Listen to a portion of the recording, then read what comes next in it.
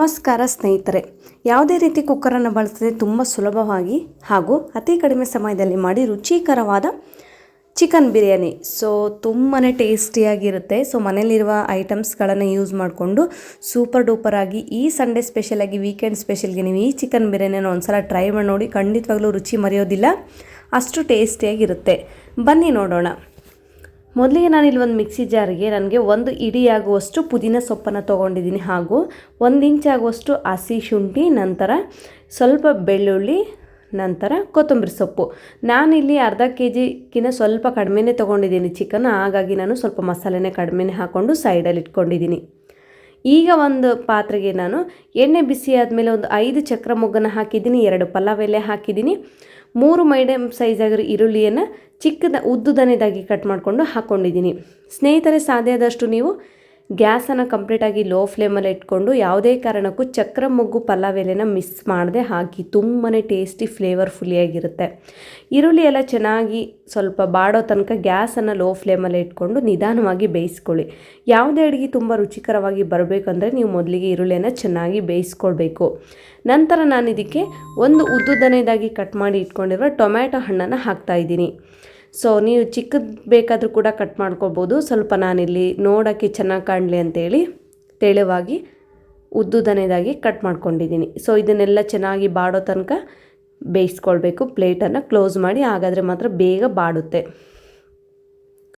ನೋಡಿ, ಈರುಳ್ಳಿ ಹಾಗೂ ಟೊಮೆಟೊ ತುಂಬ ಚೆನ್ನಾಗಿ ಬೆಂದಿದೆ. ಇಷ್ಟು ನೀವು ಬೇಯಿಸೋ ತನಕ ನಿಧಾನವಾಗಿ ವೆಯ್ಟ್ ಮಾಡಬೇಕು. ಹಾಗಾದರೆ ಮಾತ್ರ ನಿಮಗೆ ಬಿರಿಯಾನಿ ಒಳ್ಳೆ ಟೇಸ್ಟ್ ಬರುತ್ತೆ. ರುಬ್ಬಿರುವಂತಹ ಪುದೀನ ಸೊಪ್ಪು ಹಾಗೂ ಕೊತ್ತಂಬರಿ ಸೊಪ್ಪಿನ ಪೇಸ್ಟನ್ನು ನಾನೀಗ ಆ್ಯಡ್ ಮಾಡ್ಕೊಳ್ತಾ ಇದ್ದೀನಿ. ಸಾಧ್ಯ ಆದಷ್ಟು ಸ್ವಲ್ಪ ಪೇಸ್ಟನ್ನು ಕಡಿಮೆನೇ ಹಾಕ್ಕೊಳ್ಳಿ. ಜಾಸ್ತಿ ಕೊತ್ತಂಬರಿ ಪುದೀನ ಸೊಪ್ಪಿದ್ರೆ ಅದೇ ಸ್ಮೆಲ್ ಬರುತ್ತೆ, ಚಿಕನ್ ಫ್ಲೇವರ್ ಹೊರಟೋಗ್ಬಿಡುತ್ತೆ. ನಾನು ಅದಕ್ಕೆ ಸ್ವಲ್ಪನೇ ಹಾಕ್ಕೊಂಡಿದ್ದೀನಿ, ಜಸ್ಟ್ ಫ್ಲೇವರ್ಗೆ ಅಂತೇಳಿ ಇದು ಮಸಾಲೆಯನ್ನು ರುಬ್ಕೊಂಡಿರೋದು ಅಷ್ಟೇ. ಈಗ ಇದನ್ನು ಚೆನ್ನಾಗಿ ಮಿಕ್ಸ್ ಮಾಡ್ಕೊಳ್ತಾ ಇದ್ದೀನಿ. ಸ್ನೇಹಿತರೆ, ನೀವೇನಾದರೂ ಹೊರಗಡೆ ಸ್ಟ್ರೀಟ್ ಫುಡ್ಡಲ್ಲಿ ಅಥವಾ ಸ್ಟ್ರೀಟ್ ಸ್ಟೈಲಲ್ಲಿ ಏನಾದರೂ ಚಿಕನ್ ಬಿರಿಯಾನಿನ ಮಾಡ್ಬೇಕು ಅಂದ್ಕೊಂಡ್ರೆ ನಾನು ಮಾಡಿರುವ ಈ ವಿಧಾನದಲ್ಲಿ ನೀವು ಟ್ರೈ ಮಾಡಿ, ನಿಜವಾಗ್ಲೂ ಸೂಪರಾಗಿರುತ್ತೆ. ಇದೆಲ್ಲ ಹಸಿ ಸ್ಮೆಲ್ ಹೋಗಿ ಸುತ್ತಲೂ ಎಣ್ಣೆ ಬಿಡೋ ತನಕ ಚೆನ್ನಾಗಿ ಕುದಿಸ್ಕೊಳ್ಬೇಕಾಗುತ್ತೆ. ಹಾಗಾದರೆ ಮಾತ್ರ ನಿಮಗೆ ತುಂಬಾ ಫ್ಲೇವರ್ಫುಲ್ಲಿಯಾಗಿ ಈ ಬಿರಿಯಾನಿ ಕೂಡ ರೆಡಿಯಾಗುತ್ತೆ. ಈಗ ಚೆನ್ನಾಗಿ ಮಿಕ್ಸ್ ಮಾಡ್ಕೊಳ್ಬೇಕು. ಮಸಾಲೆಯನ್ನು ಹಾಕಿ ಕನಿಷ್ಠ ಒಂದೊಂದು 5 ನಿಮಿಷನಾದರೂ ಈ ಥರ ಮಿಕ್ಸ್ ಮಾಡಿಕೊಂಡು ಸುತ್ತಲೂ ಎಣ್ಣೆ ಬಿಡೋ ತನಕ ಬೇಯಿಸ್ಕೊಂಡು ಆದಮೇಲೆ ಒಂದು 3 ನಿಮಿಷ ನಾನು ಪ್ಲೇಟನ್ನು ಕ್ಲೋಸ್ ಮಾಡ್ತಾ ಇದ್ದೀನಿ. ನೀವು ನೋಡ್ತಿರ್ಬೋದು ಎಷ್ಟು ಚೆನ್ನಾಗಿ ಸುತ್ತಲೂ ಎಣ್ಣೆ ಬಿಟ್ಟಿದೆ ಅಂತ. ಈಗ ನಾನು ಇದಕ್ಕೆ ಸ್ಪೈಸಸ್ನ ಹಾಕ್ಕೊಳ್ತಾ ಇದ್ದೀನಿ. ಅಂದರೆ 1 ಟೇಬಲ್ ಸ್ಪೂನ್ ಆಗುವಷ್ಟು ಅಚ್ಕಾರದ ಪುಡಿಯನ್ನು ಹಾಕ್ಕೊಂಡಿದ್ದೀನಿ. ನಂತರ 1 ಟೇಬಲ್ ಸ್ಪೂನ್ ಆಗುವಷ್ಟು ಚಿಕನ್ ಮಸಾಲವನ್ನು ಹಾಕ್ಕೊಂಡಿದ್ದೀನಿ. 1 ಟೇಬಲ್ ಸ್ಪೂನ್ ಆಗುವಷ್ಟು ಗರಂ ಮಸಾಲವನ್ನು ಹಾಕ್ಕೊಂಡು ಚೆನ್ನಾಗಿ ಮಿಕ್ಸ್ ಮಾಡ್ಕೊಳ್ತಾ ಇದ್ದೀನಿ. ನಿಮಗೇನಾದರೂ ಖಾರದ ಪುಡಿ ಬೇಡ ಅನ್ನೋರು ಹಸಿಮೆಣಸಿನ್ಕಾಯಿ ಆ್ಯಡ್ ಮಾಡಿಕೊಂಡು ಖಾರದ ಪುಡಿಯನ್ನು ಸ್ಕಿಪ್ ಮಾಡ್ಬೋದು. ಬಟ್ ನಾನು ಹಸಿಮೆಣಸಿನ್ಕಾಯನ್ನು ಹಾಕಿಲ್ಲ, ಸ್ವಲ್ಪ 2 ಕಲರ್ ಇರಲಿ ಅಂತೇಳಿ ನಾನು ಇದಕ್ಕೆ ಖಾರದ ಪುಡಿಯನ್ನು ಹಾಕ್ಕೊಂಡು ಚೆನ್ನಾಗಿ ಸ್ಪೈಸಸ್ದು ಎಲ್ಲ ಹಸಿ ಸ್ಮೆಲ್ ಹೋಗೋ ತನಕ ಮಿಕ್ಸ್ ಮಾಡಿಕೊಂಡು ಒಂದು ಕುದಿ ಬಂದರೆ ಸಾಕು. ಆಲ್ರೆಡಿ ಮಸಾಲೆ ಎಲ್ಲ ಚೆನ್ನಾಗಿ ಕುದ್ದಿರುತ್ತೆ. ಇನ್ನೇನು ನಾವು ಸ್ಪೈಸಸ್ನ ಪೌಡರ್ಸ್ನ ಹಾಕಿರ್ತೀವಲ್ವ, ಅದ್ರ ಸ್ಮೆಲ್ ಹೋಗಿ ಸುತ್ತಲೂ ಎಣ್ಣೆ ಬಿಡೋ ತನಕ ನೋಡಿ ಎಷ್ಟು ಚೆನ್ನಾಗಿ ಎಣ್ಣೆ ಬಿಟ್ಟಿದೆ ಅಂತ. ಗ್ಯಾಸನ್ನು ನೀವು ಅಡುಗೆ ಮುಗಿಯೋ ತನಕ ಅಂದರೆ ಇದೆಲ್ಲ ಫ್ರೈ ಇದೆಲ್ಲ ಮಾಡ್ಕೊಳ್ಳೋ ತನಕ ಲೋ ಫ್ಲೇಮಲ್ಲೇ ಇಟ್ಕೊಳ್ಳಿ. ನಂತರ ಕಟ್ ಮಾಡಿ ವಾಶ್ ಮಾಡಿರುವಂಥ ಚಿಕನ್ನ ನಾನು ಇದಕ್ಕೆ ಹಾಕ್ಕೊಳ್ತಾ ಇದ್ದೀನಿ. ಅರ್ಧ ಕೆಜಿ ಚಿಕನ್ಗಿನ ಒಂದು 50 ಗ್ರಾಮ್ ಕಡಿಮೆ ಇರ್ಬೋದು ಅಷ್ಟೇ. ಅದನ್ನೆಲ್ಲ ಚಿಕನ್ನೆಲ್ಲ ಹಾಕ್ಕೊಂಡು ಚೆನ್ನಾಗಿ ಮಿಕ್ಸ್ ಮಾಡ್ಕೊಳ್ಬೇಕು.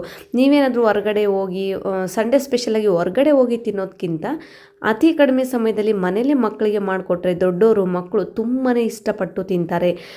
ಹೊರಗಡೆ ಯಾಕೆ ಸುಮ್ಮನೆ ಹೋಗಿ ತಿನ್ನೋದು ಅಲ್ವಾ, ತುಂಬಾ ಕಡಿಮೆ ಸಮಯದಲ್ಲಿ ನಾವೇ ಇಷ್ಟಪಟ್ಟು ತುಂಬಾ ಸೂಪರಾಗಿ ಮಾಡ್ಬೋದು, ಅಷ್ಟು ಟೇಸ್ಟಿಯಾಗಿ ಕೂಡ ಇರುತ್ತೆ. ಇದನ್ನೆಲ್ಲ ಚಿಕನ್ಗೆ ಚೆನ್ನಾಗಿ ಮ್ಯಾರಿನೇಟ್ ಮಾಡಿ ಮಿಕ್ಸ್ ಮಾಡಿಕೊಂಡು ಈಗ ಅದ್ರ ಮೇಲೆ ಒಂದು ಪ್ಲೇಟ್ನ ಕ್ಲೋಸ್ ಮಾಡಬೇಕು. ಅಂದರೆ ಚಿಕನ್ಗೆಲ್ಲ ಮಸಾಲೆಲ್ಲ ಹತ್ಕೊಳ್ಬೇಕು. ಅದ್ರ ಜೊತೆ ಒಂದು ಕುದಿ ಬರೋ ತನಕ ನೀವು ವೆಯ್ಟ್ ಮಾಡಬೇಕು. ನೋಡಿ, ಈ ಥರ ಚೆನ್ನಾಗಿ ಕುದಿ ಬಂದಿದೆ. ಈಗ ಒಂದು ಸಲ ನಾನು ಮಿಕ್ಸ್ ಮಾಡ್ಕೊಳ್ತಾ ಇದ್ದೀನಿ. ನೋಡಿ, ಈಗ ಈ ಥರ ಚೆನ್ನಾಗಿ ಒಂದು ಸಲ ಮಿಕ್ಸ್ ಮಾಡ್ಕೊಳ್ಳಿ. ಎಣ್ಣೆ ಕೂಡ ಸಹ ಇಲ್ಲ ಕೆಳಗಡೆ ಎಲ್ಲ, ಅಷ್ಟು ಚೆನ್ನಾಗಿ ಚಿಕನ್ಗೆಲ್ಲ ಹತ್ಕೊಂಡಿದೆ. ಇಷ್ಟಾದರೆ ಸಾಕು, ನೀವು ಜಾಸ್ತಿ ಕುದಿಸೋ ನೆಸೆಸಿಟಿ ಇಲ್ಲ. ನಾನಿಲ್ಲಿ 1.5 ಗ್ಲಾಸ್ ಆಗೋಷ್ಟು ಅಕ್ಕಿನ ತೊಗೊಂಡಿದ್ದೀನಿ. ಒಂದು 2ರಿಂದ 3 ಸಲ ಕ್ಲೀನಾಗಿ ಅಕ್ಕಿನ ತೊಳ್ಕೊಬೇಕು. ತೊಳ್ಕೊಂಡಾದ್ಮೇಲೆ ನೀವು ತೊಗೊಳ್ಬೇಕು. 1.5 ಗ್ಲಾಸ್ ಆಗೋಷ್ಟು ಅಕ್ಕಿನ ತೊಗೊಂಡಿದ್ದೀನಿ. 1.5 ಗ್ಲಾಸ್ ಆಗೋಷ್ಟು ಅಕ್ಕಿಗೆ ನಾನಿಲ್ಲಿ 3 ಗ್ಲಾಸ್ ನೀರನ್ನು ತೊಗೊಂಡಿದ್ದೀನಿ. ಅಂದರೆ ನನ್ನ ಮನೆಯಲ್ಲಿ ಮಕ್ಕಳು ಸ್ವಲ್ಪ ಚಿಕ್ಕರಿದ್ದಾರೆ, ಅವ್ರಿಗೆ ಸ್ವಲ್ಪ ರೈಸು ಸ್ವಲ್ಪ ಮೆತ್ತ ಮೆತ್ತಗಿದ್ರೆ ಇನ್ನೂ ತುಂಬ ಚೆನ್ನಾಗಿ ಊಟ ಮಾಡ್ತಾರೆ. ಸೊ ಹಾಗಾಗಿ ನಾನಿಲ್ಲಿ ತುಂಬ ಉದುರಾಗಿ ಏನು ಮಾಡಿಲ್ಲ, ಮೀಡಿಯಮ್ ಆಗಿ ಸ್ವಲ್ಪ ಮೆತ್ತಗೆ ಮಾಡಿದ್ದೀನಿ. ಹಂಗಾದ್ರೆ ಇನ್ನೂ ಟೇಸ್ಟಿಯಾಗಿರುತ್ತೆ ಫ್ರೆಂಡ್ಸ್. ಉದುರಾಗಿ ಮಾಡೋದಕ್ಕಿಂತ ಸ್ವಲ್ಪ ಮೆತ್ತಗೆ ಅಂಟು ಥರ ಇದ್ದರೆ ಇನ್ನೂ ಟೇಸ್ಟಿಯಾಗಿರುತ್ತೆ. ಸೊ ಈ ಥರ ನೀವು ಕೂಡ ಸ್ವಲ್ಪ ನೀರನ್ನು ಜಾಸ್ತಿನೇ ಹಾಕ್ಕೊಂಡು ಮಾಡಿ, ಸೂಪರ್ ಡೂಪರ್ ಆಗಿರುತ್ತೆ. ಇದನ್ನೆಲ್ಲ ಚೆನ್ನಾಗಿ ಒಂದ್ಸಲ ಮಿಕ್ಸ್ ಮಾಡಿಕೊಂಡು, ನಾನು ಮೊದಲಿಗೆ ಯಾವುದೇ ರೀತಿ ಉಪ್ಪನ್ನು ಆ್ಯಡ್ ಮಾಡಿದ್ದಿಲ್ಲ. ಈಗ ನಾನು ಉಪ್ಪನ್ನು ಹಾಕ್ಕೊಂಡು ಒಂದ್ಸಲ ಮಿಕ್ಸ್ ಮಾಡಿಕೊಂಡು ನಾನು ಕುದಿ ಬರೋ ತನಕ ವೆಯ್ಟ್ ಮಾಡಬೇಕು. ಒಂದು ಪ್ಲೇಟನ್ನು ಕ್ಲೋಸ್ ಮಾಡಿದರೆ ಅದು ಕುದಿ ನಿಧಾನವಾಗಿ ಬರುತ್ತೆ. ಸೊ ನೋಡಿ, ಪ್ಲೇಟ್ ಮೇಲೆ ಸುಡುತ್ತಿರುತ್ತೆ, ಒಂದು ಬಟ್ಟೆ ಸಹಾಯದಿಂದ ತೆಗೆದುಕೊಳ್ಬೇಕು. ಸೊ ನೋಡಿ, ಈಗ ಚೆನ್ನಾಗಿ ಕುದಿ ಬಂದಿದೆ. ಗ್ಯಾಸನ್ನು ಹೈ ಫ್ಲೇಮಲ್ಲಿ ಇಟ್ಕೊಳ್ಳಿ. ಗ್ಯಾಸನ್ನು ಹೈ ಫ್ಲೇಮಲ್ಲಿ ಇಟ್ಕೊಂಡು ಮಧ್ಯೆ ಒಂದೊಂದು ಸಲ ಅಷ್ಟೇ, ಜಾಸ್ತಿ ಮಿಕ್ಸ್ ಮಾಡಿಬಿಡಿ, ಅನ್ನ ಎಲ್ಲ ಅಕ್ಕಿ ಒಡೆದೋಗ್ಬಿಡುತ್ತೆ. ಒಂದು ಸಲ ಚೆನ್ನಾಗಿ ಮಿಕ್ಸ್ ಮಾಡಿದರೆ ಒಂದು 10 ಮಿನಿಟ್ಸು 50 ಮಿನಿಟ್ಸ್ ಬಿಟ್ಬಿಡಿ. ಓಕೆನಾ? ಈ ಥರ ಚೆನ್ನಾಗಿ ಮಿಕ್ಸ್ ಮಾಡಬೇಕು. ಅನ್ನ ಇನ್ನು ನಿಧಾನವಾಗಿ ಕುದಿ ಬರ್ತಾ ಇದೆ. ನೆಕ್ಸ್ಟ್ ಸೆಕೆಂಡ್ ಸ್ಟೆಪ್ ನೋಡಿ, ಆಲ್ರೆಡಿ ಅನ್ನ ರೈಸಿದ ಕಲರ್ ಎಲ್ಲ, ನೀರು ಕಲರ್ ಎಲ್ಲ ರೆಡ್ ಆಗ್ತಾ ಇದೆ. ಅಂದರೆ ಇನ್ನೊಂದು 10 ಮಿನಿಟ್ಸಲ್ಲಿ ರೈಸ್ ಕೂಡ ರೆಡಿ ಆಗುತ್ತೆ. ನೋಡಿ, ನೀವು ಇಷ್ಟು ಉದುರಾಗಿ ಕೂಡ ಮಾಡ್ಕೊಳ್ಬೋದು, ಬಟ್ ಅಷ್ಟು ಟೇಸ್ಟಿಯಾಗಿ ಅನಿಸೋದಿಲ್ಲ ಫ್ರೆಂಡ್ಸ್. ನಿಜವಾಗ್ಲೂ ಸಾಧ್ಯ ಆದಷ್ಟು ನೀವು ರೈಸನ್ನು ಮೆತ್ತಗೆ ಮಾಡಲಿಕ್ಕೆ ಟ್ರೈ ಮಾಡಿ ನೋಡಿ. ಎಷ್ಟು ಮನೆಯೆಲ್ಲ ಘಮ ಅನ್ನೋ ಥರ ಬಿರಿಯಾನಿ ನೋಡಿದ ತಕ್ಷಣ ಬಾಯಲ್ಲೇ ನೀರು ಬಂದುಬಿಡುತ್ತೆ, ಅಷ್ಟು ಟೇಸ್ಟಿಯಾಗಿರುತ್ತೆ.